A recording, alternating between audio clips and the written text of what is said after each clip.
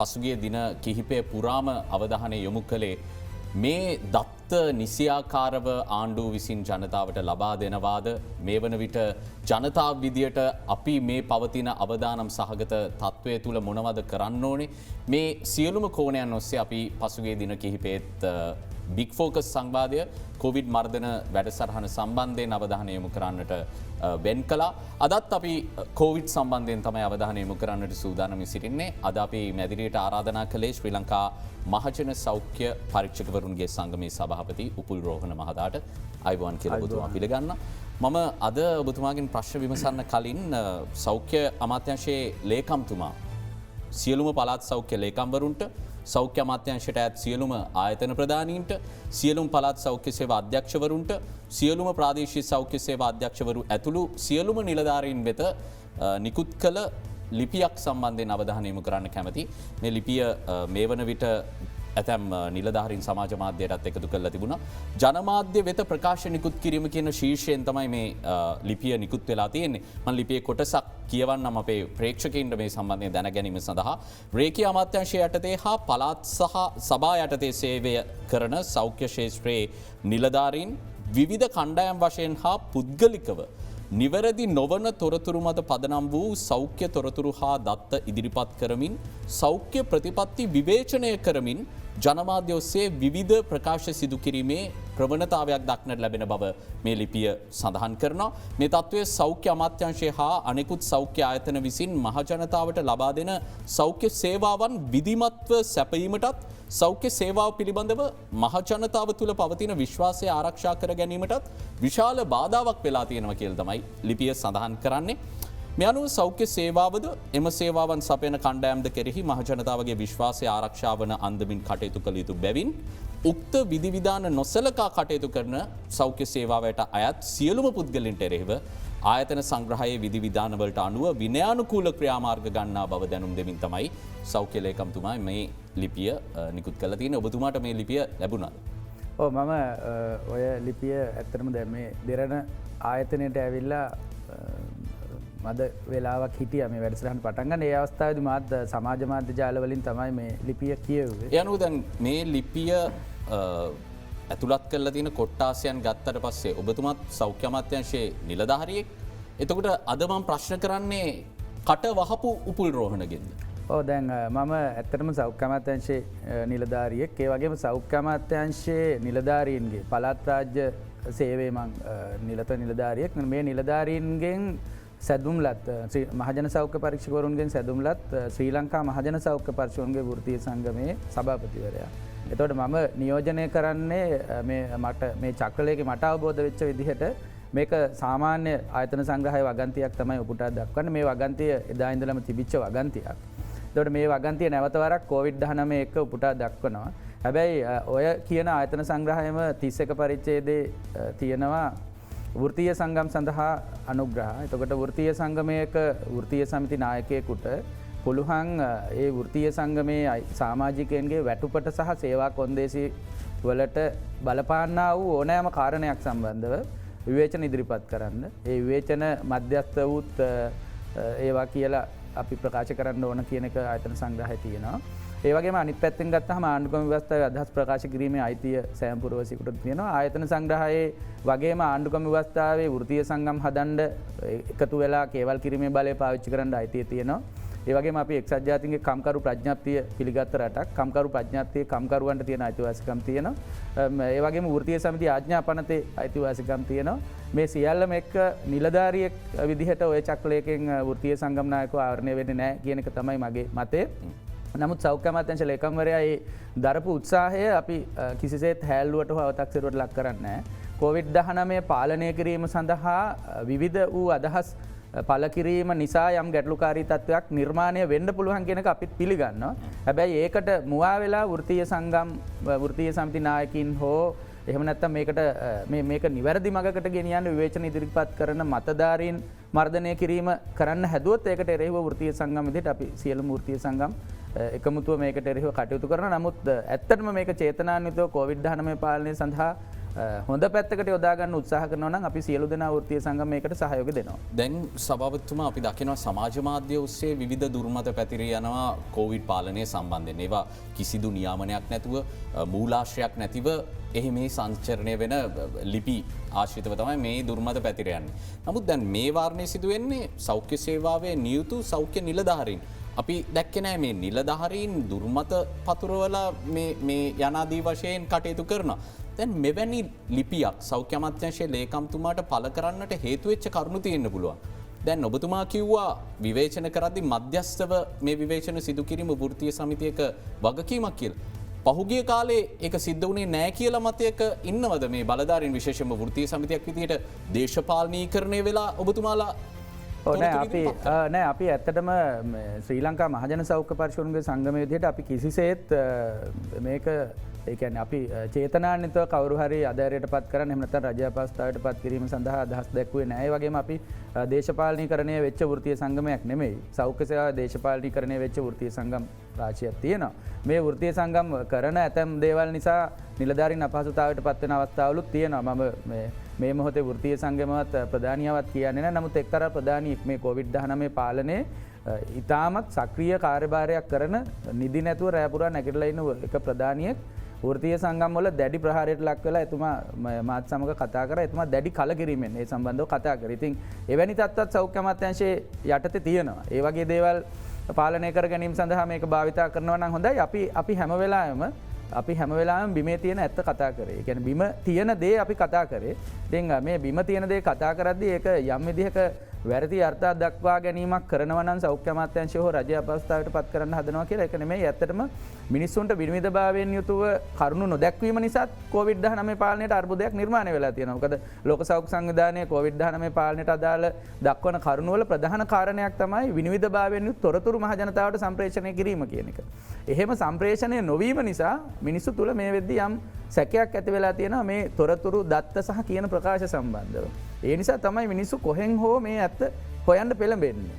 ඒ වගේම ඔබ කිව්වා වගේම සමාජ මාධ්‍ය ජාලවල කිසි වගකීමක් නැති මරණ සංඛ්‍යා, රෝගීන් සංඛ්‍යා පළ වෙනවා. අපෙන් දෛනිකව විශාල දුරකථන ඇමතුම් සංඛ්‍යාවක් එනවා. අද මේ ප්‍රදේශයේ 7 දෙනෙක් මැරුණාද? මෙච්චරක් රෝගීන් ඉන්නවද? අපි ඒවා නිවැරදි කරනවා හැමතිස්සෙම නෑ. එහෙම දෙයක් නෑ. අපි දන්නවා එහෙම වුණා නම් කියලා. විනිවිද භාවයකින් යුතුව විවිධ ස්තරවලින් සැබෑ තොරතුරු ගලා එම නැවැත්වූ තැන තමයි මං හිතන්නේ සමාජ මාධ්‍ය ප්‍රබල වෙලා වැරදි මත පතුරවන්නට පටන් ගන්න. අනිවාර්යයෙන්ම සමාජ මාධ්‍ය පාලනය කරන්න බෑ. සමාජ මාධ්‍ය පාලනය වෙන්නෙත් නෑ. සමාජ මාධ්‍ය තුල අපි දන්නවා මේ රටේ දේශපාලන උඩු යටකුරු කරන්නත් සමාජ මාධ්‍ය පහුගිය කාලේ භාවිතා වුණා. අවස්ථා ගණනාවකදී. එතකොට සමාජ මාධ්‍ය තමයි මහ ජනතාවට වැඩිම බලපෑමක් කරන්නේ විශේෂයෙන් තීරණාත්මක ප්‍රජාවකට. එතකොට ඒක පාලනය කරන්න නම් නිවැරදි තොරතුරු ප්‍රමාණවත් විදිහට අපි අනිත් මාධ්‍ය වලින් සම්ප්‍රේෂණය කරන්න ඕන මිනිස්සුන්ට.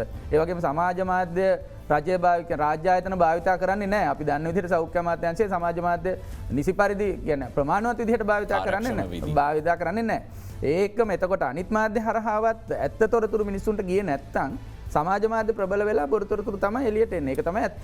දැන් මේ වෘත්තීය සමිතිය අතර පවතින ගැටලු හෝ දේශපාලනය හෝ කතා කරන වෙලාවක නෙමේ අපි ඉන්නේ. ඇත්තටම නොපෙනෙන සතුරෙක් එක්ක බොහොම භයානක සටනක යෙදී ඉන්න මොහොතක්. මම හිතන්නේ මුල් අවස්ථාවේ අපි සතුරා මැඩ පවත්වන්නට සමත් වුණත් දැන් සතුරා අපිට වඩා වේගයෙන් ආක්‍රමණය කරමින් සිටින බවක් තමයි දත්ත අනුව පෙනෙන්නට තියෙන්නේ. දැන් සභාපතිතුමා ඊයේ 3500 දක්වා මේ ආසාදිතින් සංඛ්‍යාව ඉහළ ගියා. ඔබතුමාලා තමයි බිම් මට්ටම නිරීක්ෂණය කරන්නේ. ඔබතුමාලා තමයි බිම් මට්ටමේ සිද්ධි ගැන විශාල අවබෝධයක් තියෙන්නේ. අපි ඇත්තටම සාපේක්ෂව බලද්දි පටන් ගත්ත තැන ඉඳන් අපි පොඩ්ඩක් විස්තර කරොත් අපි අද කොතනටද ඇවිල්ලා ඉන්නේ? දැන් අපි ඇත්තටම දැන් අපි පළවෙනි රෝගියා වාර්තා වුණු මොහොතේ ඉඳලා ලංකාවේ අපිට ප්‍රබල ගැටලුවක් තිබුණේ නැහැ. හැබැයි අපේ මහ ජනතාව සහ අපි අනිකුත් සියලුම පාර්ශව ඒකට දක්වපු ප්‍රතිචාර ඉතා හදිසි ප්‍රතිචාර අපි ඕනාවටත් වැඩියෙන් දැක්වුවා. හැබැයි ඒ අවස්ථාවේදී අපිට ගැටලුවක් ඇති වුණේ නැහැ. දෙවනි රැල්ලේදී යම් තරමකට අපිට ප්‍රශ්න නිර්මාණය වුණා. මේ දෙවනි රැල්ලේදී රෝගීන් යම් තරමකට වාර්තා වුණා. නමුත් අපි ඒ වාර්තා වීම නිසියාකාරව අඳුනගෙන අපි ඒක පාලනය කරගෙන හිටියා යම් තරමකට. දැන් අපි උදාහරණයකට ගත්තොත් අපි පහුගිය පෙබරවාරි මාසේ 21 ඉඳලා අපි මේ අප්‍රේල් මාසේ 21 වෙනකන් අපිට රෝගීන් වාර්තා වුණේ රෝගීන් 250 ආසන්න 250 ආසන්න තමයි අපිට රෝගීන් වාර්තා වුණේ එක දිගටම තහවුරු කරන ලද රෝගීන්. එතකොට මේ වාර්තා වීම අපි නිසි පරිදි කියවා ගත යුතුව තිබුණ මේ එන්නේ රෝගීන් කොහොමද එන්නේ බිමෙන් කොයි විදිහට මේ රෝගීන් වාර්තා වෙන්න කියලා අපි බිමේ ඉන්න නිසා ඔබ කිව්වා වගේම අපි මේක හරියට කියව ගත්තා. මේ කියවගෙන තමයි අපි යම් අනතුරු ඇඟවීම් කරේ මේ රෝගීන් වාර්තාවෙන් වුණා අපි දැක්කා ඉතාම හොඳින් අපි දැක්කා කර්මාන්ත ශාලා ආශ්‍රිතව විශේෂයෙන් ඇඟලුම් කම්හල් වගේ දේවල් ආශ්‍රිතව කඩින් කඩ ස්ථානවල රෝගීන් වාර්තා වෙනවා. ඒ වගේම අපි දැක්ක සමාජයේ බිම්මට්ටමේ හුදකලා ස්ථානවලින් රෝගීන් වාර්තා වෙනවා අපි හඳුනා නොගත් තැන් ඒ අතර තිබුණා. තාමත් ආසාදිතයෝ නිදැල්ලේ ඉන්න පුළුවන් තැන් තිබුණා. ඒ තත්ත්ව යටතේ තමයි අපි අලුත් අවුරුද්ද සමරන්නේ. එතකොට අලුත් අවුරුද්දෙන් පස්සේ ඇත්තටම අපි අලුත් අවුරුද්ද අපි සමරන්න පටන් ගත්තා 5 වෙනිදා 6 වෙනිදා ඉඳලා අපි අනවශ්‍ය ඒකරාශී වීම මෙවැනි අපි ඇත්තටම දැන් අපි මේ මොහොතේ කිව්වත් අපි මේ ඒ වෙලාවේ සංචරණ සීමා දැම්මේ නැහැ කිව්වට අපි සංචරණ සීමා දැම්මේ නැහැ කියනවා වගේම අනිත් පැත්තට මේක මහ ජනතාව ගණන් ගත්තෙත් නැහැ. මහ ජනතාව මේ පිළිබඳ කිසි අවබෝධයක් තිබුණේ නැහැ. රෙදි කඩවල කොහොමද හිටියේ ඒ කාරණාත් එක්ක අපි දැක්කා අප්‍රේල් මාසේ 21 වෙනිදා වෙනකොට රෝගීන් 1000 පැනලා වාර්තා වෙනවා. එතකොට මේ වාර්තා වීම අපි ඉතා හොඳින් නිරීක්ෂණය කරොත් හොඳින් අධ්‍යයනය කරොත් විනෝද චාරිකා විශේෂයෙන්ම ලංකාවේ නුවරඑළිය යාපනය ඒ වගේම නැගෙනහිර ප්‍රදේශ වලට ගියපු විනෝද චාරිකා මේ විනෝද චාරිකා වලදී අපිට හොඳටම පෙවුණා ඒ ප්‍රදේශයෙන් ආසාදනය වෙලා නෙමෙයි හුඟක් ඒවා. ඒ විනෝද චාරිකාව ගියපු පිරිස අතර ඉඳපු එක පුද්ගලයෙක් නිසා ඉතුරු සියලුම දෙනා ආසාදිතව බවට පත් වුණා. එක අවස්ථාවක අපි දැක්කා නුවරඑළිය චාරිකාවක් ගියපු පිරිසක් අතරින් 28 දෙනෙක් අතරින් 20කට ආසන්න සංඛ්‍යාවක් ආසාදිත විදිහට වාර්තා වුණා. ඒ වගේම අනිත් පැත්තෙන් අපි දැක්කා රෙදිපිළිවෙළන් සැල් ආසිතව නිර්මාණය වුණු පොකුරු. ප්‍රධාන රෙදිපිළිවෙළන් සැල් සමාගම්වල ශාඛා රාශියක් ආසාදිතව වාර්තා වුණා. ප්‍රධාන නම් තියෙන. එතකොට ඒ වාර්තා වෙනවත් එක්ක මේ රෙදිපිළිවෙළන් සැල් වලට ආපු අපිට හමු වෙච්ච බොහෝ දෙනෙක් ආසාදිතව විමසපුවාම ඒ රෙදිපිළිවෙළන් සැල් වලට ගියා රෙදි ගන්න කියන එක අපිට වුන් ප්‍රකාශ කරා. එතකොට අපිට දැන් අපි අවබෝධ කරගන්න ඕන අපි මේ රෙදිපිළිවෙළන් සැල්ට ගිය සියලුම දෙනා අපි හොයාගත්තේ නැහැ. ඒ ආසාදිතයෝ තාමත් නිදැල්ලේ ඉන්න පුළුවන්. ඒගොල්ලොන්ගෙන් පැතිරිච්ච දෙවෙනි පෙළ, තුන්වෙනි පෙළ, හතරවෙනි පෙළත් ඉන්න පුළුවන් සමාජයේ. ඊට පස්සේ අනිත් පැත්තෙන් ඇඟලුම් කම්හල්ල ආශ්‍රිතව ඒ කර්මාන්ත ශාලා තුලට කොටු වෙලා තිබිච්ච ආසාදනය දින කීපයක නිවාඩුවක් ආවා අපිට. ඒ ආවත් එක්කම අපි ඒ වැඩ කරන සහෝදර සහෝදරියෝ මේක කියන්න ඒගොල්ලෝ දැනුවත්ව කරපු දෙයක් නෙමෙයි. හැබැයි ඒගොල්ලෝ නිවෙස් වලට ගියා. ඒකට කාලයක් තිස්සේ දුක් මහන්සි වෙලා යම් මුදලක් හොයාගෙන තමයි මේගොල්ලෝ අලුත් අවුරුද්ද සමරන්න යන්නේ. එතකොට ඒගොල්ලෝ සාමාන්‍ය ස්වභාවයේ ඒගොල්ලෝ ඇවිදිනවා.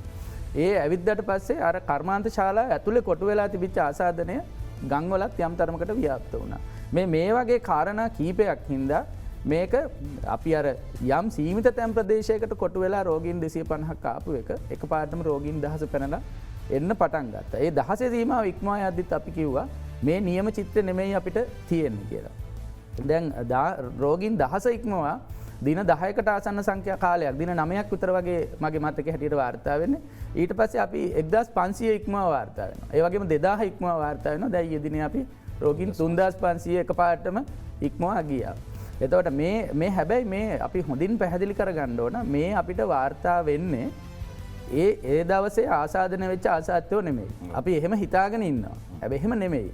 මේ දින 6කට 7කට එහා PCR වාර්තා තමයි අපිට එන්නේ. ඒවත් අපිට අපිට හරියටම කියන්න බෑ මේ ඒ දින 6 කියලා. මොකද එදා රසායනාගාර බලපු ටිකනේ. එතකොට ඒ හින්දා මේකේ හොඳම චිත්‍රය අපිට මවා ගන්න පුළුවන් මරණ සංඛ්‍යාව. COVID-19 නිසා රජය විසින් තහවුරු කරපු මරණ සංඛ්‍යාව ප්‍රස්ථාරයකට දැම්මොත් මරණ කොහොමද වැඩි වෙන්නේ කියලා රේඛීය ප්‍රස්ථාරයකට දැම්මොත් අපිට පේනවා. අපි එවැනි ප්‍රස්ථාරයක් අපේ ප්‍රවෘත්ති ප්‍රකාශය ඔස්සේ විකාශය කරා ඔබට අවබෝධ වෙන්නේ නැති මේ වන විට මේ අවදානම ඉහළ යමින් තිබෙන විදිය. දැන් තියෙන විශාලම ප්‍රශ්නය තමයි උපුල් රෝහණ මහත්මයා තියෙන රෝහල් ධාරිතාව සම්බන්ධයෙන් තියෙන ප්‍රශ්නය. සක්‍රිය රෝගීන් ඉන්නවා 28000කට කිට්ටු වෙන්න. නමුත් මංහිතන රෝහල් ධාරිතාව ඉන් අඩකටවත් සෑහෙන්න අපේ රටේ නෑ.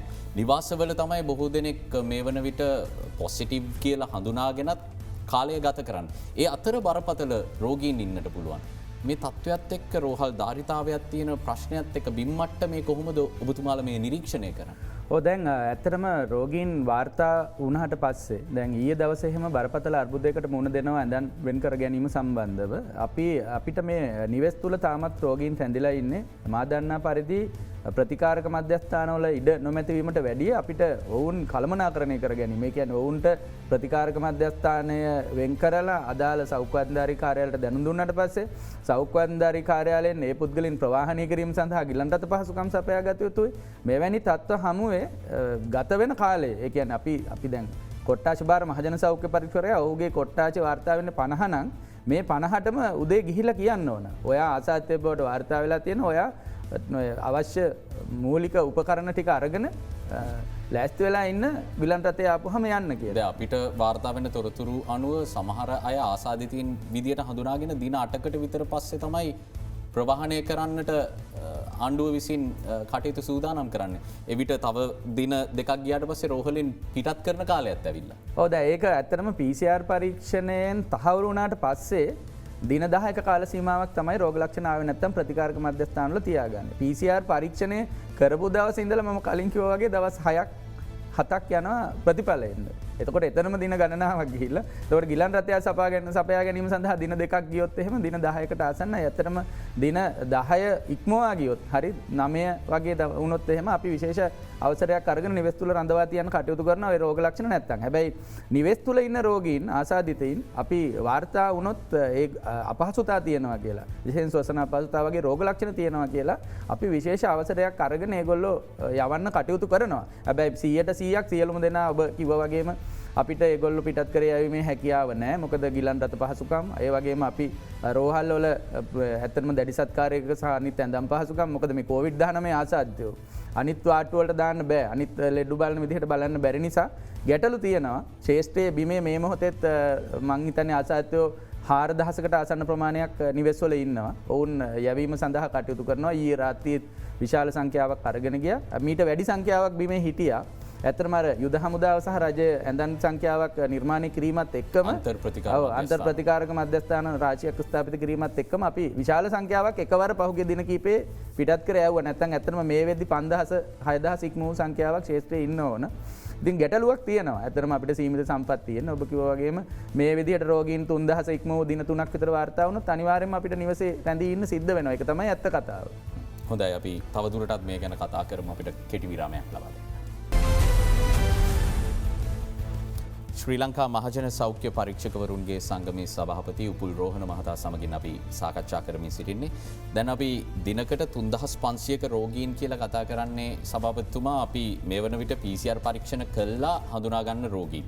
නමුත් පළවෙනි අවස්ථාවේ දෙවෙනි අවස්ථාව වගේ නෙමෙයි දැන් අපිට ලැබෙන තොරතුරු අපිට දුරකථන ඇමතුම් ඇවිල්ලා වාර්තා වෙන දේවල් වලින් පැහැදිලි වෙන කාරණේ තමයි අපි අර ආශ්‍රිතයින් හඹා ගිහිල්ලා තවදුරටත් PCR කරන මට්ටමක නැහැ කියලා තමයි අපිට පේන්න තියෙන්නේ. මොකද සාමාන්‍ය අපි පළවෙනි අවස්ථාවේ දැක්කා බෝඩිමකදී යම් සිසුවියකට ආසාදනය වුණොත් ඇයත් සමග සිටි අය ඇයගේ යහළුවන් ගිය ගෙවල් වල අය මේ සියලුම දෙනා PCR පරීක්ෂාවන්ට ලක් කරනවා.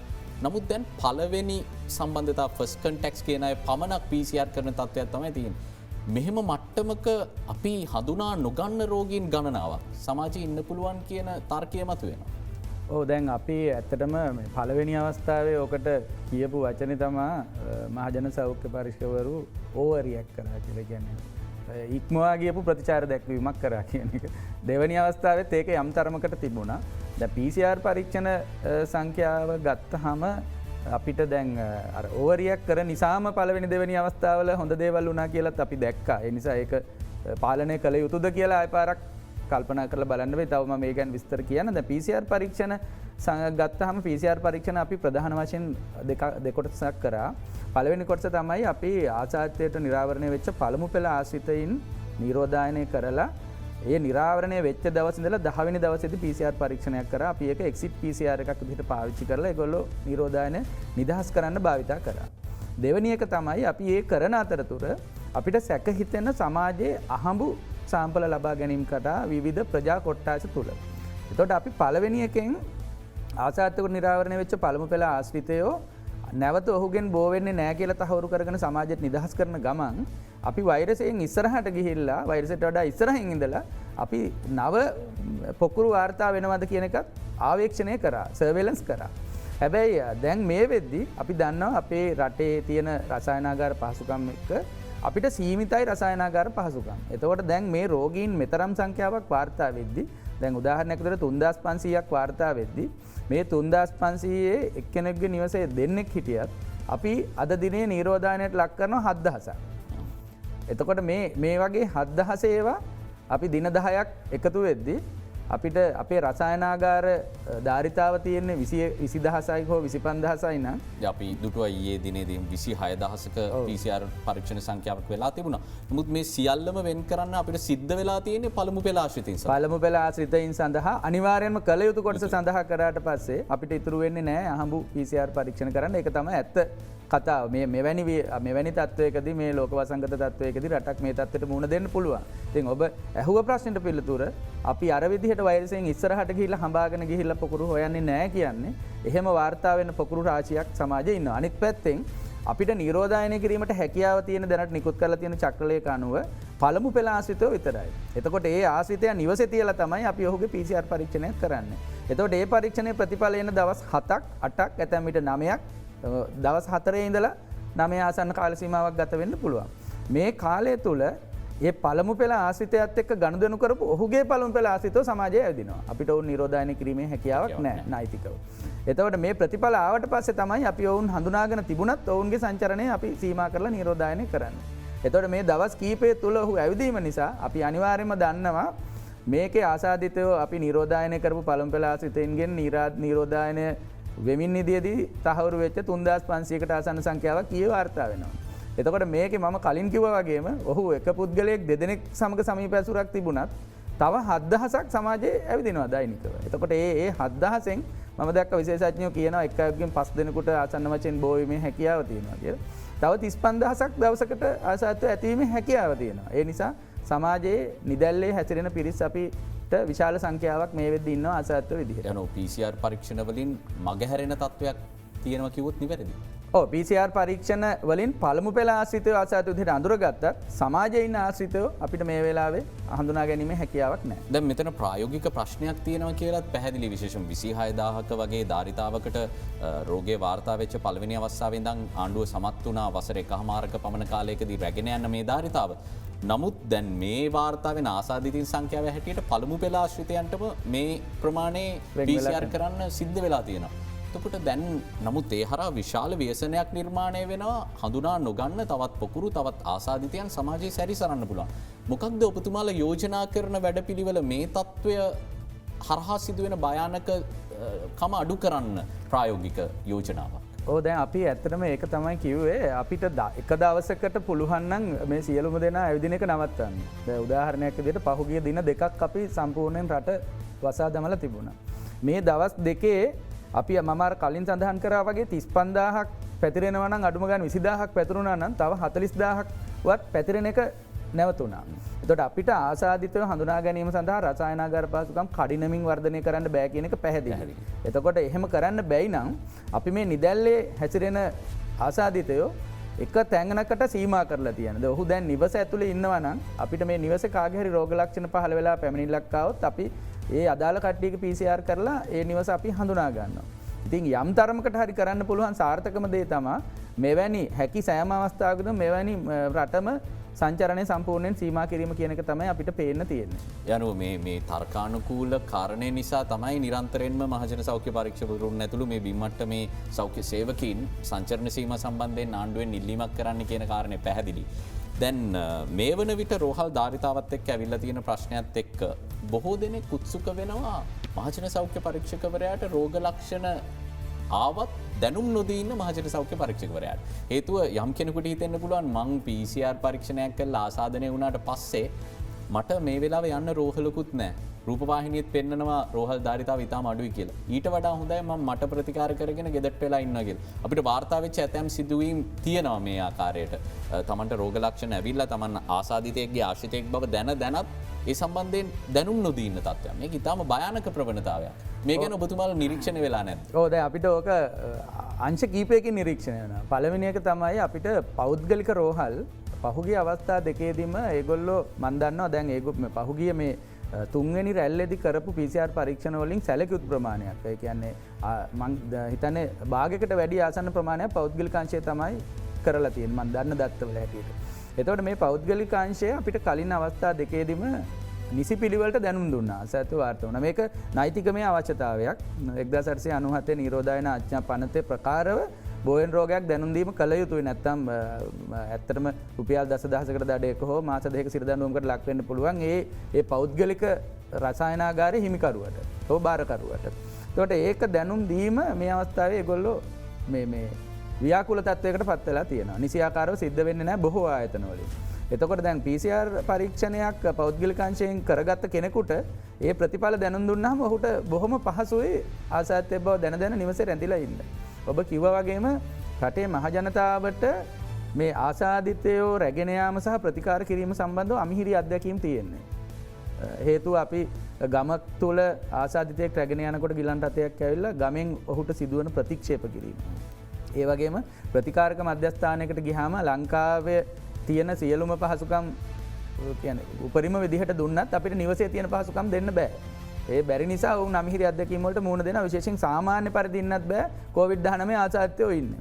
එතකොට අපි දන්නවා ඉතාම හොඳට තිබුණු නෙවිල් ප්‍රනාන්දු රෝහල වගේ ආයතනවලත් අපේ ශ්‍රී ලාංකිකයෝ ඒ වගේ සනිපාර්ක්ෂය පහසුකම් තිබිච්ච භාවිතා කරලා ඒවා අකර්මණ්‍ය වෙලා තියෙන හැටි අපි දන්නවා. එතකොට ඒ තත්ත්ව යටතේ ඉතාම අමිහිරි අත්දැකීම් තියෙන්නේ. මේවා මේ අමිහිරි අත්දැකීම් හින්දා නිවසට වෙලා ඉන්නවා. දෙවනි එක තමයි ඔබ කිව්ව වගේම යම් නිරාවරණය වීමක් වෙලා හෝ නැතුව COVID-19 සැකසහිත රෝග ලක්ෂණ තියෙන අයවලුන් ඒ අයවලුනුත් මේක අපිට කිව්වට පස්සේ අපි මේක PCR පරීක්ෂණ හෝ ප්‍රතිදේහ ජනක පරීක්ෂණ මගින් තහවුරු කරගෙන ප්‍රතිකාරක මධ්‍යස්ථාන කරා යොමු කරයි නිරෝධායනය වෙයි නිවෙස් මේ අපි රැකියාවට යන්න බැරි වෙයි ආදායම් මාර්ග නැති වෙයි මෙවැනි කාරණා නිසා නොකිය ඉන්නවා. හැබැයි ඔප දැන් මම දැක්කා මේක ප්‍රධාන ජනමාධ්‍ය දෙරණ ජනමාධ්‍ය ඇතුළු ප්‍රධාන ජනමාධ්‍යර ඉන්දියානු දර්ශන ප්‍රදර්ශනය කෙරුවා.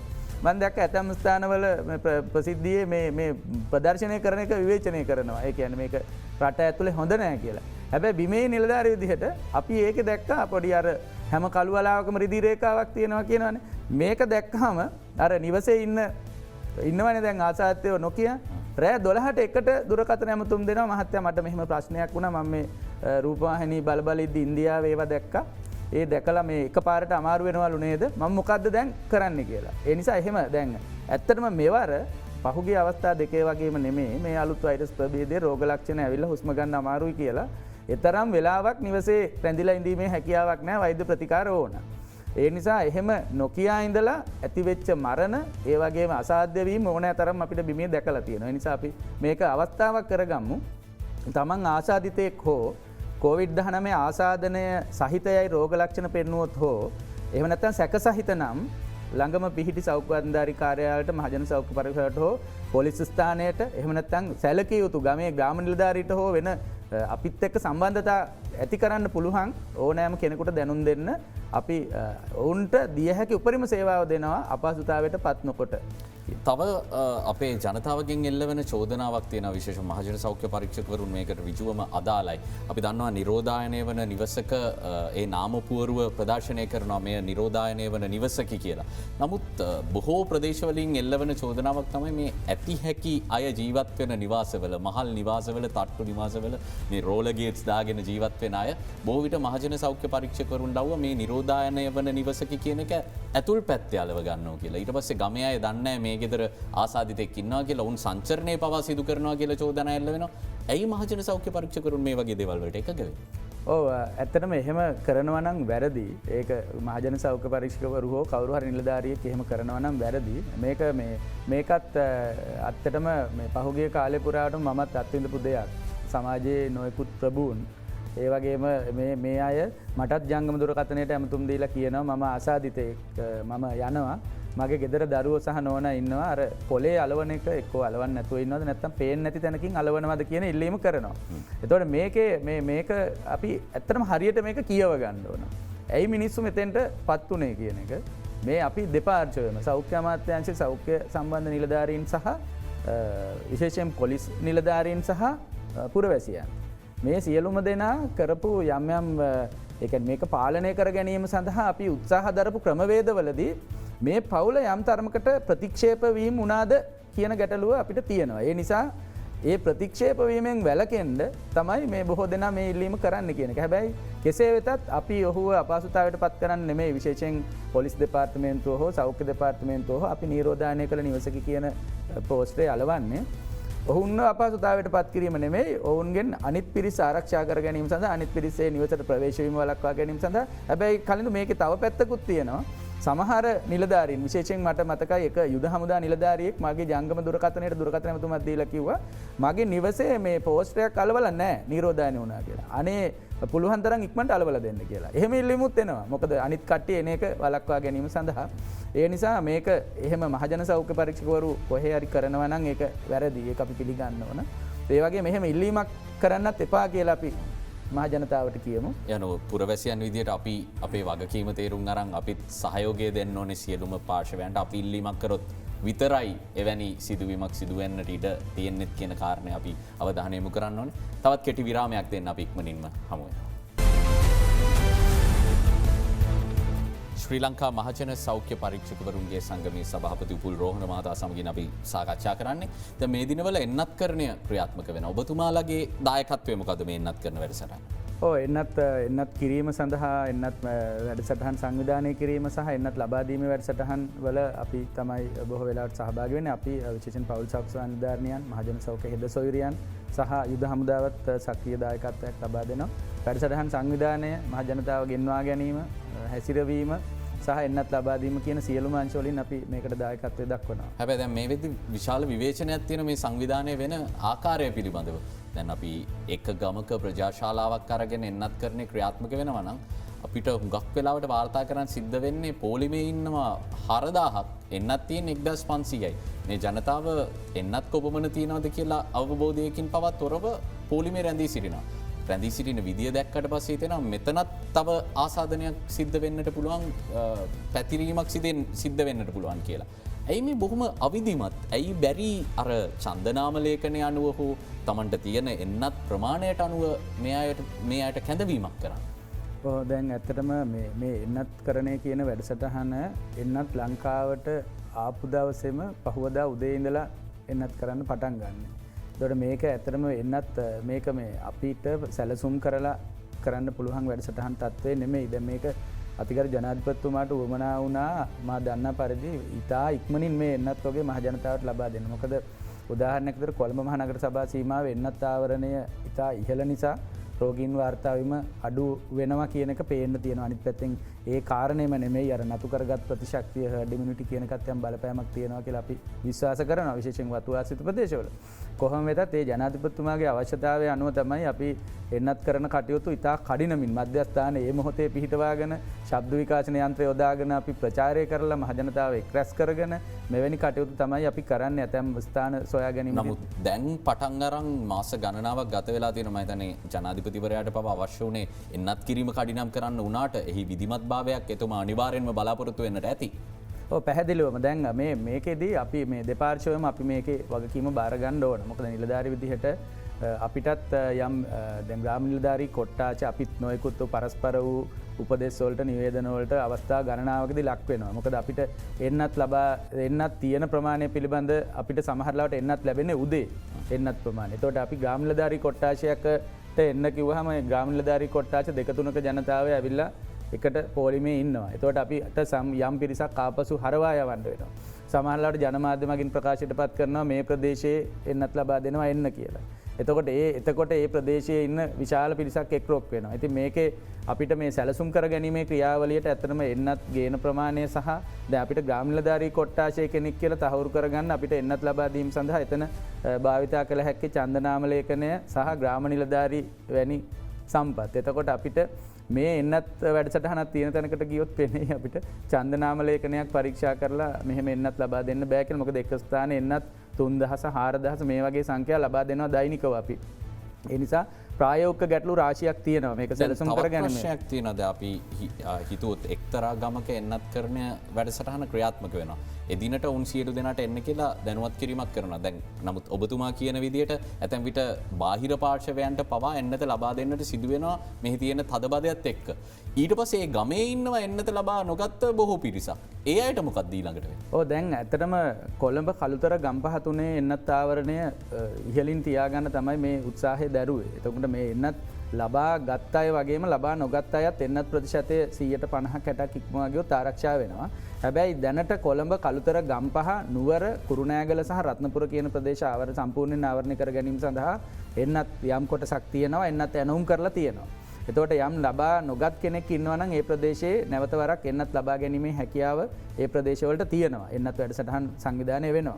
ඒ නිසා කවුරුත් කලබල විය යුතු නැහැ. ඒ වගේම අපි එන්නත් ලබා දෙන ස්ථානයේ එක ගමකට එක සැරේ එන්නේ කියලා එකක් නැහැ. එහෙම එකක් නැහැ. මොකද දැන් යම් කෙනෙක් එන්නත් දීලා ඒ ගමේ කෙනෙක් අතෑරුණා නම් මේ සාධාරණ කාරණේ ඉදිරිපත් කරලා අල්ලපු ගමේ දෙද්දී එයාට එන්නත් ලබා ගන්න පුළුවන්. මොකද දැන් අල්ලපු ගමේ කෙනෙක් මේකට එන නිසා තමයි සමහරලාවට මේ ගමේ කෙනෙක් අතෑරෙන්නේ. දැන් ඇත්තටම අපි කවුරුත් ජීවිතේට ආදරේනේ. ඒ නිසා මිනිස්සු මේ එන්නත ලබා ගැනීම සඳහා තියෙන්නේ මාරාන්තික සටනක්. මේ එන්නත් ලබා කොහොම හරි එන්නත ලබා ගැනීම සඳහා උත්සාහ දරනවා අපිට පේන්න දෙන එක. ඉතින් අපි ඒක අව탁සේරුවට ලක් කරන්නේ නැහැ. නමුත් අපිට දැන් දෙපාර්තමේන්තුවක් විදිහට රටක් විදිහට රජයක් විදිහට තීරණය කරන ප්‍රදේශ තියෙනවානේ. අවදානම් ප්‍රදේශ රෝගීන් විශ්ලේෂණය කරලා ඒ අවදානම් ප්‍රදේශයක් තෝරගත්තාම මේ ප්‍රදේශයට විදින්න ඒ ප්‍රදේශයේ අවදානම් නිසා එන්නත ලබා දෙන්න. ඉතින් ඒකත් අපි මහ ජනතාව තේරුම් ගනී කියලා විශ්වාස කරනවා. ඒ වගේම අපි මේ එන්නත් වැඩසටහන් උපරිමයෙන් සැලසුම් කර ගැනීම සඳහා උත්සාහ දරනවා. නමුත් අපිට ඔබ කිව්වා වගේම අපි ඒක පිළිගන්න ඕන.